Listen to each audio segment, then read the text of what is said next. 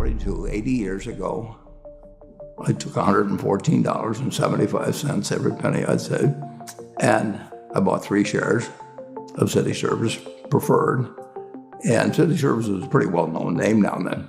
Warren Buffett, the man with a net worth of over $100 billion, has a story to share. Here's what he did. When I was 11, I picked stocks. I had the whole wrong idea. I was interested in watching stocks, and I thought stocks were things that went up and down, and I charted them. I read books on technical analysis. I read Edwards and McGee. I think that was the classic then. Hundreds and hundreds of pages. And I read that whole thing over and over again. I read Garfield, Drew, I read everything. And I thought the first 8 years, I thought the important thing was to predict what a stock would do and predict the stock market. And then I read Ben Graham, when I was 19 or 20. And I realized that I was doing it exactly the wrong way. But it didn't hurt that I had that background and everything. I rejiggered my mind when I read the book, The Intelligent Investor. And from that point, I never bought another stock. I bought businesses that happened to be publicly traded. But I became an owner of a business, and I did not care whether a stock went up or down the next day or the next week or the next month or the next year, and I didn't have any idea what it would do. I didn't know what the stock market would do, but I knew businesses. To have success in the long run, you've got to love what you do. Buffett believes that finding your passion and sticking to it is the key to success. By doing what you love, you'll have the motivation to keep going even when things get tough. I'm a bright guy who's terribly interested in what he does. So I've spent a lifetime doing it. I've surrounded myself with people that bring out the best in me. And you don't need to be a genius in what I do. That's the good thing about it. If I went into physics or a whole lot of other subjects, I'd be an also-ran. But I am in a game that you don't need. You probably need 120 points of IQ, but 170 doesn't do any better than 120. It may do worse, probably do worse, but you don't really need brains. You need the right orientation. 90% of the people, I'm pulling a figure out of the air, but 90% of the people that buy stocks don't think of them the right way. They think about something that they hope goes up next week. And they think about the market as something they hope goes up. And if it's down, they feel worse. I feel better. And I hope it goes down when I buy it because I'll buy more. I try to keep my competitive spirit in a game where I can win. I do know this. When I want to do something, I always want to do it big. I put my whole net worth in City Service Preferred, March 11th, 1942. I have never had less than 80% of my money in American business. You can call them stocks, but I see them as American business. Buffett's success speaks for itself. By investing in strong, stable businesses over the long term, he became one of the richest people in the world.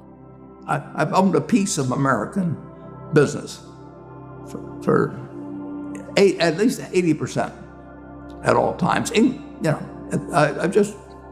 don't want to own anything else. I want to own a home and things my family wants and all that. But owning 5 homes doesn't mean anything to me because I can be happy in one home, and there's a certain amount of things that go wrong with everything. And if I got 2 homes, I know I've got more problems and I don't have more happiness.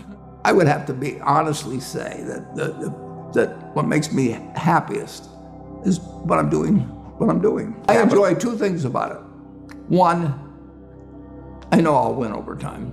That doesn't mean I'll beat everybody else or anything like that, but I'm in a game that's very, very, very easy if you have the right lessons in your mind about what you're buying. I'm not buying stocks. I'm buying pieces of overwhelmingly American business. And I'm happy when that's when I'm doing it. I'm happy when stocks are going down. I'm happier when stocks are going down because I can buy more of them with the same amount of money.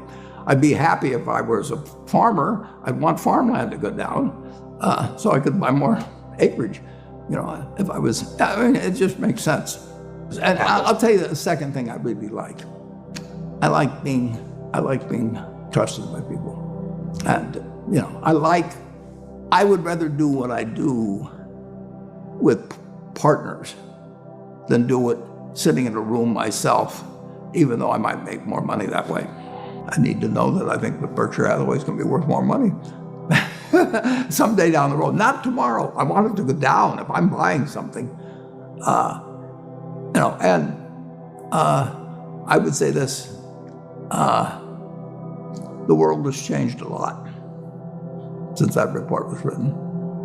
But the world changed a lot in 2000, 2 years ago. Let's pretend there is no stock market. Let's say I had to buy these privately, like you buy a farm privately, like you buy an apartment house privately. They're investments. So you're looking to say, what can I do with money I've saved to put it away so I feel good about getting it back later under any circumstances, but not necessarily on a given moment. But if I have a farm, it's going to take me a while. But people would be so much better if they actually didn't have a stock market in terms of buying businesses. But and when you're buying businesses, don't call them stocks. When you're buying businesses, when you're buying apartment houses, sometimes when you're buying raw land, all kinds of things. There's times when you get a chance to act and do something really intelligent. It may happen once every 10 years, once every 20 years. Depends on what field you're in, where you live, what you know, all of that. But most of the important things, there's a lot of foundational work. The United States economy, and it's very easy to look at the statistics on it. I mean, more people, a greater percentage of the American population is wealthy now, or having more income now than they've ever had. And if you look at whether Bank of America can give you their average deposit, I mean, you just look at the wealth that's out there, and that doesn't mean everybody's wealthy, but it does mean relative to any other period of time, people have more money now. They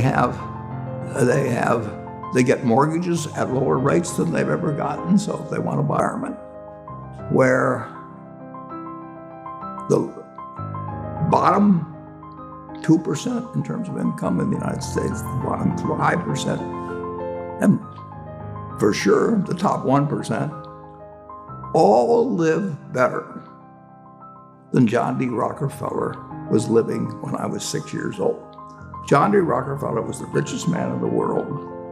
And today, you can get better medicine, better education, better entertainment, better transportation. You can do everything better than he could. You can, it's astounding. That's in my lifetime. That if you wanted to watch a football game, he still had to go there.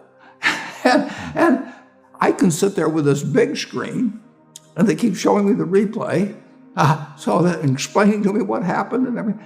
And maybe everybody doesn't have a screen as big as mine, but damn near everybody has a screen or an iPhone or a computer or access to one, and they have access. I mean, when I was born, the dentist didn't use Novocaine. There's no country that's done what our country's done. If you go back 3 of my lifetimes, are looking at less than 1% of the world's population, closer to half of 1%. Half of 1% of the people in the world are sitting in this land. They don't work harder than people in all the rest of the world. I mean, in terms of hours of unpleasant labor, everybody's got hours of unpleasant labor in those days practically. They don't come laden with gold, and they are half of 1%. And they work the same hours, they got the same IQs, They may be a little self-selected in terms of enterprise, in terms of going across oceans and things. And fast forward a couple of lifetimes, and they've got 20% plus of all the bounty in the world. I mean, that is something that has worked like nothing. Just imagine that. If you've gone to anybody, Constitutional Congress, in 1789, if you go to any one of the representatives there, and you said, I want to tell you what this place is going to look like, in 3 more of your lifetimes, your great-great-grandchildren, yeah, are going to be flying in the skies. They're going to be watching sports all over the world. They're going to be entertained. Their medicine. They'd have hauled you off to a lunatic society. When Thomas Edison did all the things he did, he made some money, but look what we benefit. I mean, we're using it. Yeah. It belongs to us, and it doesn't. If you take what an hour of labor delivered to you 100 years ago, and what an hour of labor delivers to you now for you and your family, it's unbelievable.